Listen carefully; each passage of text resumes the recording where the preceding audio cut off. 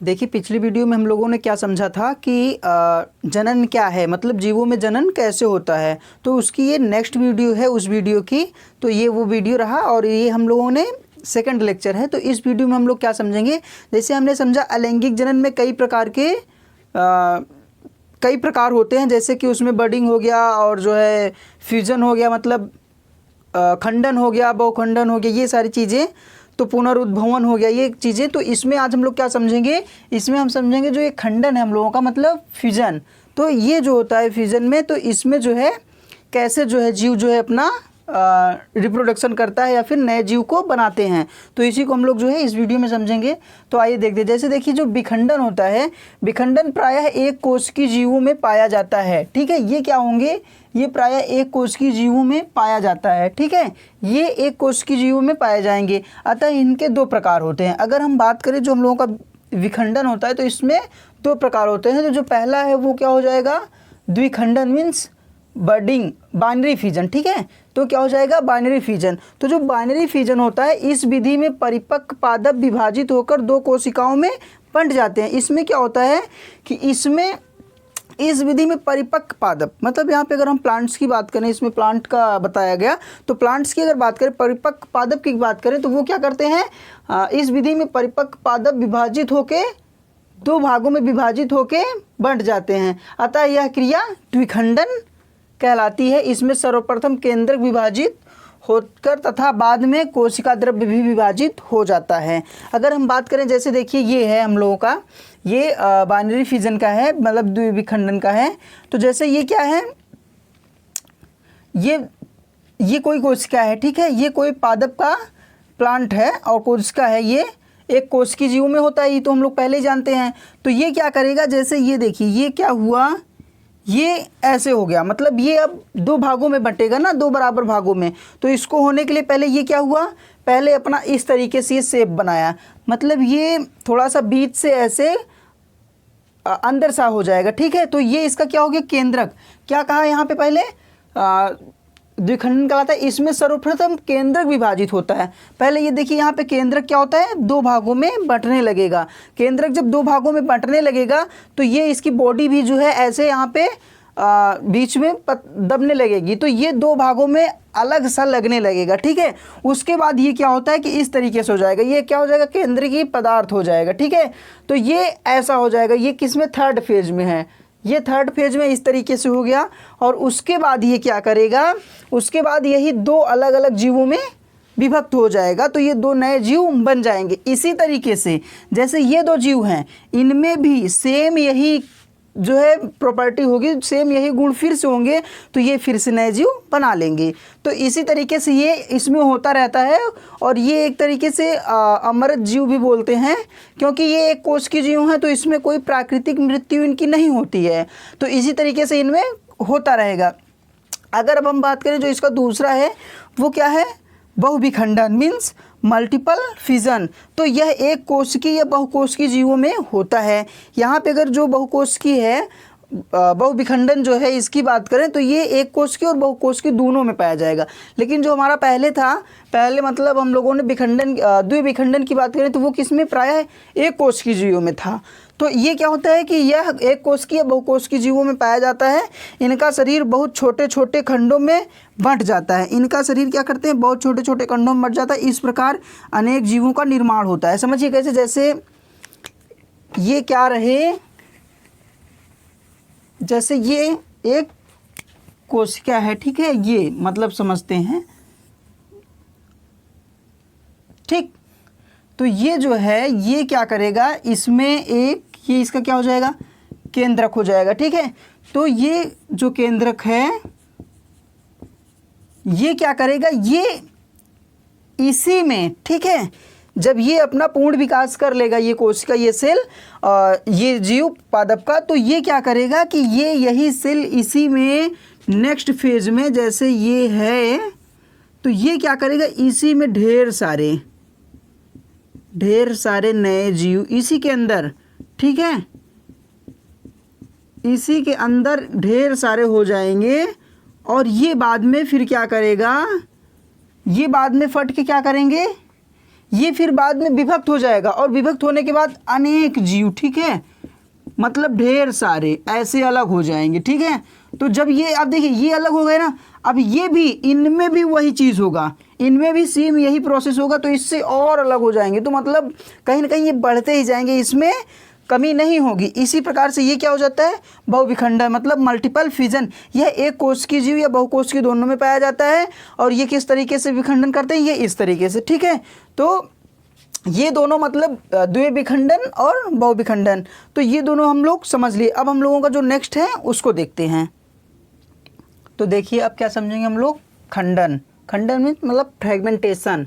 तो इसमें क्या होता है, जो हम लोगों का खंडन है, खंडन बहुकोशिकीय जीवों में पाया जाता है, वह चाहे पादप हो या जंतु। मतलब जो खंडन होता है, फ्रेगमेंटेशन, वो बहुकोशिकीय जीवों में पाया जाता है। अब ये माने नहीं रखता कि वो प्लांट है या फिर एनिमल, प्लांट है या फिर एनिमल है या फिर जंतु है, ठीक है, ऑर्गेनिज्म।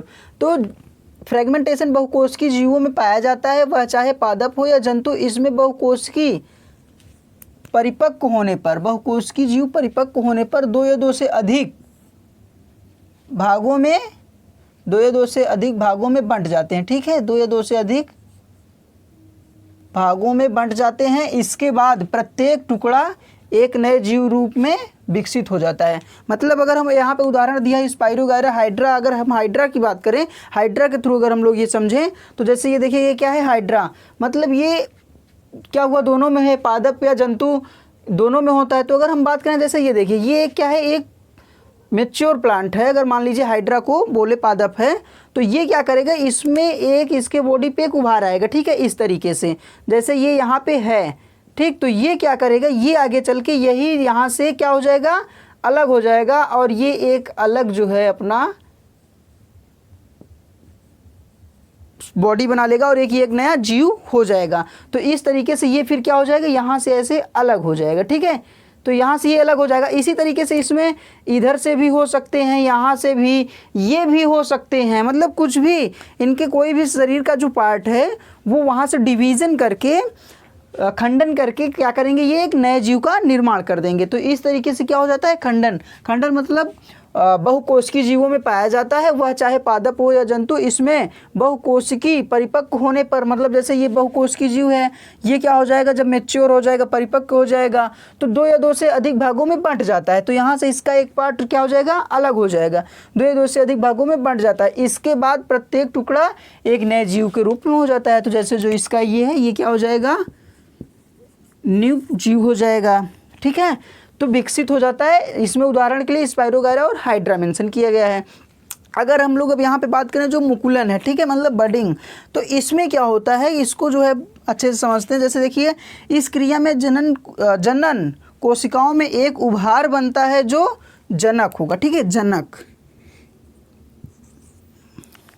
इस क्रिया में जनक कोशिकाओं में एक उभार बनता है जो मुकुलन मीन्स बडिंग कहलाता है। यह मुकुलन धीरे धीरे बड़ा होकर, ये क्या करेगा, ये धीरे धीरे बड़ा होकर एक नया जीव बन जाता है। जैसे देखिए इसमें ईस्ट और हाइड्रा, तो हम ईस्ट का उदाहरण लें, तो जैसे देखिए ये क्या है, ये एक जनक कोशिका है, ठीक है, ये क्या है, ये एक जनक कोशिका है, उसका ये है केंद्रक।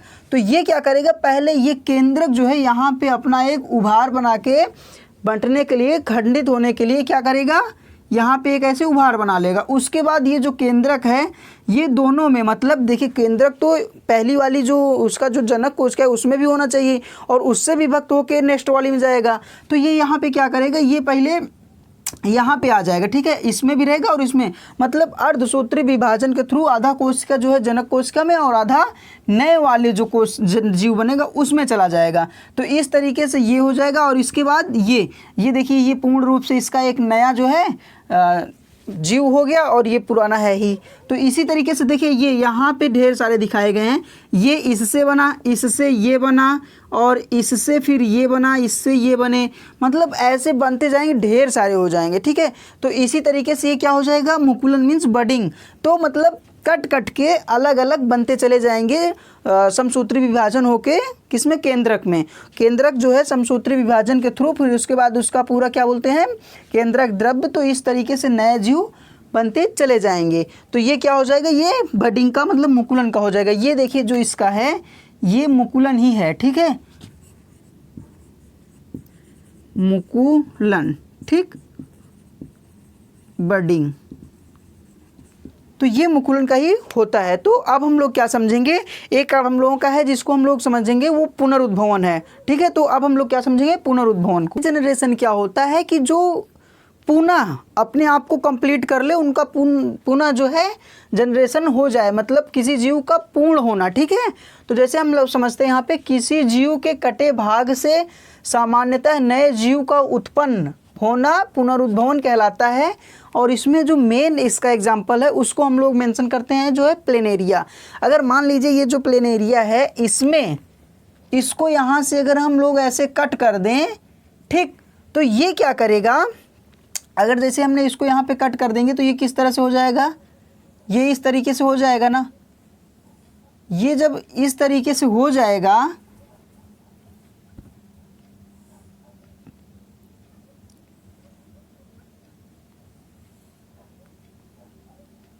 ये जब इस तरीके से हो जाएगा तो ये क्या करेगा, यहाँ पे जब इस तरीके से हो जाएगा, ये ऐसे यहाँ से भी मान लीजिए कट हो गया। ठीक है, उसके बाद यहाँ से भी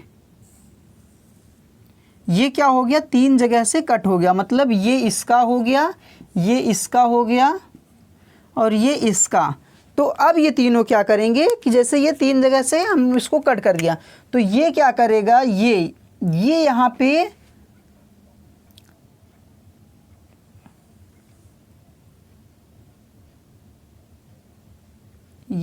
पे जो है कंप्लीट करेगा अपने आप को। ठीक है, ये क्या करेगा, ये यहाँ पे अपने आप को कंप्लीट करेगा।